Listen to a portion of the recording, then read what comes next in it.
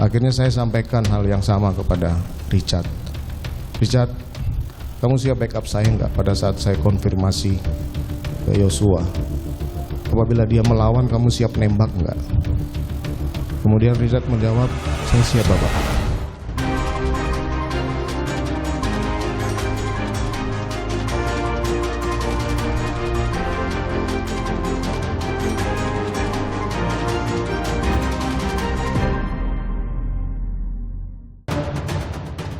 Terdakwa Ferdy Sambo mengakui ada perintah menembak kepada Richard Eliezer jika Yosua melawan. Sita senjata Brigadir Yosua sejak di Magelang, tapi tidak mengamankan pisau milik Kuat Ma'ruf. Terdakwa Ricky Rizal dicecar hakim. Diduga karena asmara dan harta, tersangka membunuh dan memutilasi korban sejak November 2021. Halo, selamat malam saudara. Anda kembali menyaksikan program Laporan Khusus yang berisi berita pilihan dari redaksi akan menemani Anda selama 30 menit ke depan. Bersama saya, Gracia Adur, inilah Laporan Khusus selengkapnya. Saudara, terdakwa Ferdy Sambo mengakui ada perintah menembak kepada Richard Eliezer jika Yosua melawan. Namun Ferdy Sambo bersikukuh. Peristiwa terhadap Putri Chandrawati di Magelang lebih fatal dari pelecehan. Sementara itu, hakim mencecar terdakwa Ricky Rizal terkait tindakannya menyita senjata Brigadir Yosua sejak di Magelang. Namun, Ricky tidak mengamankan pisau milik terdakwa Kuat Ma'ruf. Ferdy Sambo menjalani pemeriksaan sebagai terdakwa pembunuhan berencana Brigadir Yosua. Di persidangan, Sambo mengaku ada perintah menembak kepada Richard Eliezer bila Yosua melawan. Saya waktu itu masih emosi dan marah. Kenapa sampai mereka ini tidak bisa menjaga? Karena saya tugasnya sudah sering mendampingi pimpinan, tapi justru ini terjadi kepada istri saya. Akhirnya saya sampaikan hal yang sama kepada Richard. Richard, kamu siap backup saya nggak pada saat saya konfirmasi ke Yosua? Apabila dia melawan, kamu siap nembak nggak? Kemudian Richard menjawab, saya siap Bapak. Namun Sambo tetap teguh, hanya memberi perintah hajar. Keterangan saya hajar, Chat. Kalaupun itu kemudian dia melakukan penembakan, saya sudah sampaikan bahwa saya akan bertanggung jawab atas perintah yang kemudian hajar kemudian dilakukan penembakan, yang mulia. Bukan, karena ini dikaitkan dengan keterangan saudara sendiri tadi pada saat di lantai 3 di Saguling, saudara mengatakan kamu backup saya kalau dia melawan tembak, kan itu. Nah, tetapi sekarang saudara mengatakan hajar. Ini kalimat ini sangat penting. Menanggapi pernyataan Sambo, jaksa penuntut umum mempertanyakan makna kata hajar sebelum penembakan Yosua di Duren 3. Apa makna hajar menurut Anda pada saat itu? Karena sebelumnya saudara sudah mengatakan kepada Richard, berani nggak tembak Yosua? Saya tidak bisa berpikir waktu itu hajar itu menembak, memukul atau menendang. Saya menyampaikan hajar Chat, kemudian dia lakukan penembakan. Kalau itu masih diinterpretasikan perintah saya di lantai, permintaan saya di lantai 3 Saguling, saya terima sebagai kesalahan saya. Di persidangan terungkap, Ferdy Sambo menegaskan peristiwa yang dialami Putri Chandrawati di Magelang lebih fatal dari pelecehan. Pada saat tiba, istri saya menghampiri saya di ruang kerja, menyampaikan saya sudah tiba. Saya sampaikan, kamu mau cerita apa? Saya makan dulu, nanti kita bicara di lantai 3. Kemudian saya naik ke lantai 3, istri saya makan. Setelah itu selesai makan, istri saya naik ke ruang lantai 3. Kemudian menceritakanlah kejadian di Magelang yang bukan pelecehan tapi lebih fatal dari itu, yang mulia. Bukan hanya pelecehan, tapi menurut saudara lebih fatal dari itu. Kemudian waktu itu saya emosi, saya marah. Kemudian saya tidak perkirakan bahwa ini akan terjadi sefatal itu. Kalau itu saya diceritakan semalam, pasti saya akan jemput. Jaksa penuntut umum pun mencecar Sambo terkait kebenaran peristiwa pemerkosaan terhadap Putri Chandrawati. Bahwa istri saudara yang saudara katakan di persidangan lain lalu dia adalah cinta pertama saudara, kok dibiarkan bersama dengan pemerkosa untuk berdua atau bersama-sama dengan yang lain dalam satu rumah yang sama. Ini saya ingin memperdalam ini, apa yang ada di benak saudara pada saat itu? Saya sudah sampaikan bahwa setelah mendengar penjelasan istri saya itu, saya tidak bisa berpikir yang jernih waktu itu. Sehingga langkah pertama saya harus memanggil ajudan yang bertanggung jawab. Kemudian terkait dengan dia pergi, kemudian merangkat isolasi dengan Yosua kembali, itu saya tidak tahu. Hakim kembali mencecar Sambo karena keterangannya janggal dan berbeda dari terdakwa lain. Salah satunya soal senjata api milik Yosua. Saudara tadi menerangkan bahwa saya menembak dengan senjata yang ada di pinggang Joshua, betul? Demikian yang mulia. Dalam keterangannya Ricky Rizal dan keterangan terdakwa Richard, mereka mengatakan, bahkan Ricky Rizal mengatakan bahwa dari Magelang saya sudah mengamankan senjatanya korban. Tapi kemudian saudara sekarang menerangkan bahwa senjata itu ada di pinggang dari korban pada saat penembakan. Bisa saudara terangkan hal itu? Yang saya ketahui seperti itu yang mulia. Saya tidak mendapatkan informasi bahwa senjata itu sudah diamankan oleh Ricky di Magelang yang mulia. Sebelumnya Senin kemarin terdakwa Ricky Rizal dan Kuat Maruf menghadapi sidang pemeriksaan terdakwa. Ricky Rizal dicecar hakim terkait tindakannya menyita senjata Brigadir Yosua Huta Barat sejak di Magelang. Hakim pun mencecar Ricky soal siapa saja yang mengetahui senjata Yosua diamankan. Pasalnya, kesaksian Eliezer menggambarkan Verdi Sambo mengetahui senjata Yosua telah dilucuti sebelum eksekusi di Duren 3. Sebagaimana diterangkan di saksi-saksi kemarin bahwa saudara melakukan pengamanan terhadap senjata milik korban adalah karena inisiatif saudara sendiri dan tidak dilakukan atas perintah. Betul yang mulia. Betul. Setelah saudara mengamankan, apakah saudara pernah melaporkan kepada terdakwa Putri maupun kepada terdakwa Verdi Sambo bahwa senjata milik korban sudah saudara amankan? Tidak pernah saya laporkan yang mulia. Tidak pernah saudara laporkan. Jaksa juga mempertanyakan inisiatif Ricky Rizal mengamankan senjata Yosua namun tidak mengamankan pisau milik terdakwa Kuat Maruf. Alasan saudara mengamankan senjata, tadi saudara menerangkan bahwa alasan karena ada keributan dengan Kuat, ya kan? Dan Kuat ada melakukan pengejaran dengan pisau. Ini yang melakukan perbuatan aktif pengancaman justru Kuat. Mengapa saudara tidak mengamankan pisau Kuat pada saat itu? Jadi pada saat pertama mendapat cerita dari Kuat itu pun terus Kuat menyampaikan bahwa saya suruh lihat ibu. Lihat ibu. Akhirnya saya lihat ibu. Setelah saya masuk disampaikan bahwa Joshua, saya tanya ada apa, ibu nggak jawab. Malah mencari Joshua, ya saya carikan. Nah pada saat nyari saya melihat senjata, terus di situ saya baru teringat bahwa apa tadi si Kuat menceritakan bahwa dia sempat mengejar Joshua menggunakan pisau. Barangkali Joshua tidak terima dengan perlakuan dari Kuat, saya amankan. Hakim menegaskan akan menilai patut atau tidaknya tindakan Ricky Rizal menyita senjata Brigadir Yosua. Sementara itu Ricky Rizal kembali menceritakan perintah Verdi Sambo untuk menembak Yosua jika Yosua melawan. Kalau dia melawan, kamu berani nggak tembak dia? Setelah itu saya jawab, saya tidak berani pak, saya tidak kuat mentalnya, seperti itu yang mulia. Artinya terdakwa Verdi Sambo kalau dia melawan, kamu berani tembak dia atau tidak? Kalimatnya begitu? Betul yang mulia. Bukan jadi, hajar? Tidak ada kalimat tapi hajar. Tembak. Ricky Rizal juga menjelaskan bahwa ia melihat Richard Eliezer menembak Yosua sebanyak 3 kali. Namun Ricky mengaku tidak melihat Sambo menembak Yosua. Ketua Majelis Hakim sempat mempertanyakan alasan Ricky Rizal tak melihat Sambo menembak Yosua karena perhatiannya terpecah mendengar suara ajudan Sambo, Azan Romer.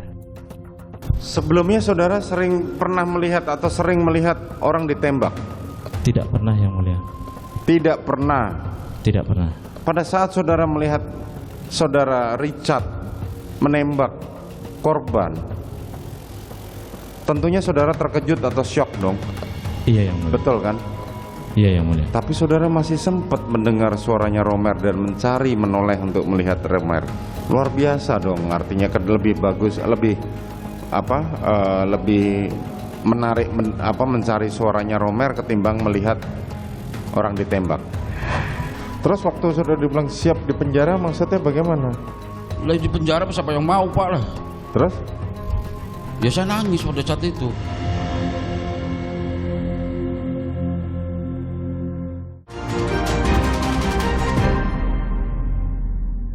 Saudara, hakim kembali menanyakan detik-detik penembakan Yosua kepada terdakwa Kuat Ma'ruf. Kuat juga dicecar jaksa terkait hadiah uang 500 juta rupiah dari Ferdi Sambo usai kematian Yosua. Sorotan lainnya, saudara, kasus mutilasi jasad wanita di Tambun Selatan, Kabupaten Bekasi mulai terungkap. Diduga karena persoalan asmara, tersangka Eki Listianto membunuh dan memutilasi korban sejak November 2021. Sementara itu dalam sidang pemeriksaan terdakwa Kuat Ma'ruf, hakim kembali menanyakan detik-detik penembakan Yosua, perintah Sambo kepada Eliezer, hingga posisi Kuat Ma'ruf saat pembunuhan di rumah Duren 3. Siapa duluan yang maju di depan? Seingat saya Joshua. Joshua. Iya. Kalau dilihat di CCTV kan kemarin Joshua itu korban itu kan masih jalan di ujung sebelah sana rumah di luar. Betul yang mulia. Terus bagaimana caranya saudara memanggil? Seingat saya di depan tuh saya ketemunya sama Ricky. Nah, Seingat saya malah sebelahnya Ricky itu ada Yogi. Terus saya bilang, Om panggil Bapak sama Om Joshua gitu. Terus? Ternyata Joshua di depan sana, di depan rumah, dipanggil sama Ricky seingat saya. Terus? Jadi Joshua masuk, saya baru masuk. Jadi di depan Joshua dulu. Seingat saya ya. Saudara mengikuti. Betul. Saudara mengikuti. Pisau saudara di mana? Kalau pisau ada di mobil yang mulia, di tas. Tetap di dalam tas. Betul. Tidak sempat saudara turunkan. Tidak. Oke, kemudian coba ceritakan. Setelah itu? Setelah saya masuk, Joshua lagi dimarahin sama Bapak. Dimarahin bagaimana? Tapi Bapak udah sama Richard pas pada saya masuk. Ya, dimarahin bagaimana? Seingat saya bahasa Bapak itu, kamu kurang ajar sekali sama saya. Kamu tegas sekali sama saya. Terus dia Bapak langsung nengok ke Richard, hajar Cat, ngomong begitu. Hajar Cat? Iya, hajar Cat. Ada 2 kali atau 3 kali bilang begitu. Tapi ditembak waktu itu. Ditembak? Iya. Jarak saudara dengan Richard itu kan tidak terlalu jauh. Enggak, sini sampai situ paling yang mulia. Enggak sampai lah. Dekat sekali kan kami ke sana ngeliatnya kemarin. Kuat Ma'ruf kemudian dicecar jaksa terkait hadiah uang 500 juta rupiah dari Sambo usai kematian Yosua. Wajar nggak saudara itu hanya diminta oleh Ferdi Sambo untuk berterima kasih mengantar dari Magelang ke Jakarta dan diberikan uang 500 juta? Lazim nggak itu? Wajar nggak menurut saudara? Tadi udah saya jawab, saya cuma bingung. Saya menanya, lazim, wajar atau tidak? Saya belum pernah. Wajar atau tidak? Bukannya belum pernah. Maaf, ini kan yang mulia, apa yang Anda rasakan? Maaf, pertanyaan jaksa ini pendapat yang mulia, meminta bukan. pendapat. Bentar, saudara Keterangan- penasihat hukum. Lanjutkan. saudara. Keterangan terdakwa adalah apa yang ia lihat, ia rasakan. Lanjutkan, Ini saudara. adalah apa yang ia rasakan. Jadi baca 189 KUHP ya. Enggak, sudah. Apa yang dia Nanti saudara rasakan, punya itu. 189 KUHP baca. Ya. Tadi kan saudara Oke, jaksa kan ini menanyakan minta. lazim atau tidak. Saudara jaksa Itu kan apa, udah penasihat menanyakan hukum, pendapat. Sudah. Saudara penuntut umum lanjutkan Iya, pertanyaan. dijawab saja, sudah diperbolehkan. Penasihat hukum sudah ditolak jawabannya ya. Gimana? Apa tanya lagi? Masih Bu? diulang lagi. Ya udah Iyalah, pelan-pelan. Jadi lupa tadi pada itu sih. Ya, jadi saya tanyakan, wajar atau tidak? Nggak wajar. Nggak wajar ya. Setelah skenario Sambo terbongkar, terdakwa Kuat Ma'ruf mengaku sempat menangis ketika Sambo menjelaskan ia akan jadi tersangka kasus pembunuhan Brigadir Yosua. Terus Bapak ngomong ke saya, udah Wat, ceritain aja semuanya. bohong-bohong itu capewat. Udah ceritain semuanya. Kamu siap ya Wat ya? Saya bilang siap apa Pak? Siap di penjara, kata Pak begitu. Saya nangis pada itu. Udah, lagian kamu juga apa-apa nggak mau cerita sama saya. Kamu di Magelang juga nggak cerita sama saya. Saya nggak jawab, nangis aja waktu itu. Bapak nggak nanya, gimana saya mau cerita dalam hati saya kan gitu Pak. Orang nggak ditanya ya kan? Iya. Terus waktu sudah dibilang siap di penjara, maksudnya bagaimana? Lah di penjara siapa yang mau Pak lah. Terus? Ya saya nangis pada saat itu.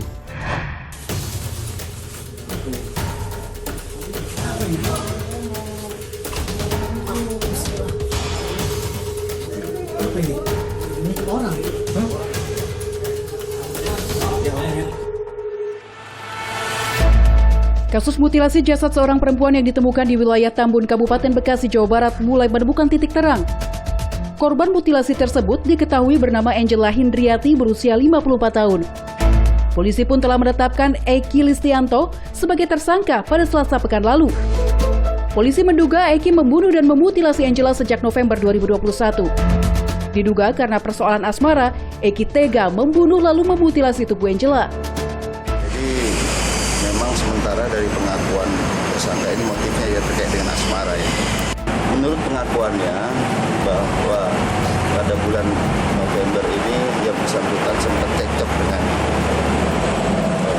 korban karena terkait dengan hubungan antara tersangka dan korban. Diduga karena takut kejahatannya diketahui orang lain, Eki pun menyimpan jasad Angela di kontrakannya selama 1 tahun lebih. Guru Besar Kriminologi Universitas Indonesia Adrianus Meliala menilai kasus ini berbeda dengan kasus mutilasi pada umumnya. Ia menganalisis ada faktor kejiwaan sebagai alasan tersangka menyimpan jasad mutilasi hingga setahun. Tidak pernah ditemukan ada kasus mutilasi yang kemudian jasadnya disimpan di rumah tersangka. Mengapa demikian? Karena sebetulnya kan esensi daripada mutilasi adalah agar si tersangka tidak usah melarikan diri dengan cara menghilangkan jati diri si korbannya.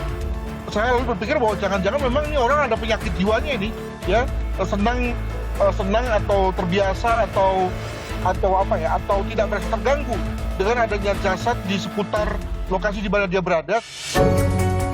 Identitas korban terungkap setelah polisi mencocokkan DNA Angela dengan jasad mutilasi.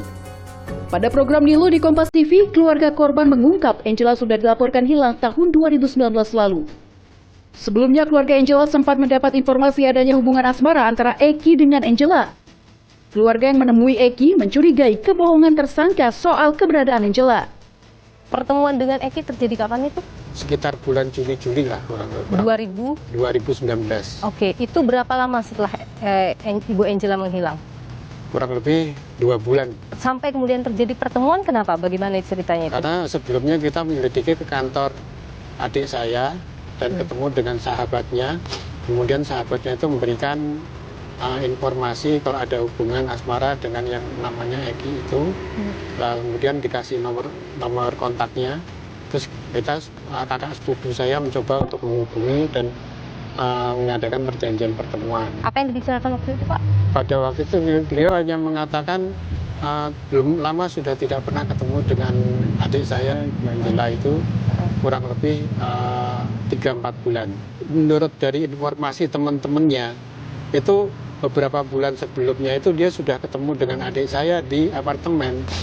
Itu apartemen milik adik saya gitu. Tapi dia mengatakan kalau sudah 3-4 bulan nggak ketemu, itu kan suatu kebohongan. Pihak keluarga itu mempertanyakan untuk pajak mobil atau servis mobil aja dia pinjam ke adik saya, bagaimana mungkin dia memiliki uang sekian banyak untuk membayar sebuah apartemen secara tunai bahkan.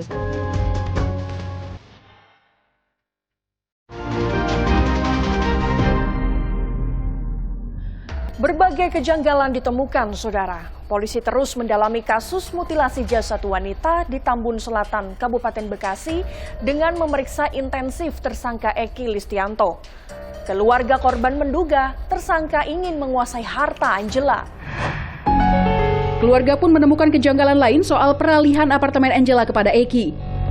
Keluarga pun menyimpulkan keinginan menguasai harta menjadi motif Eki membunuh Angela. kita menanyakan apartemen ini apa benar sudah ada pengalihan pengalihan apartemen.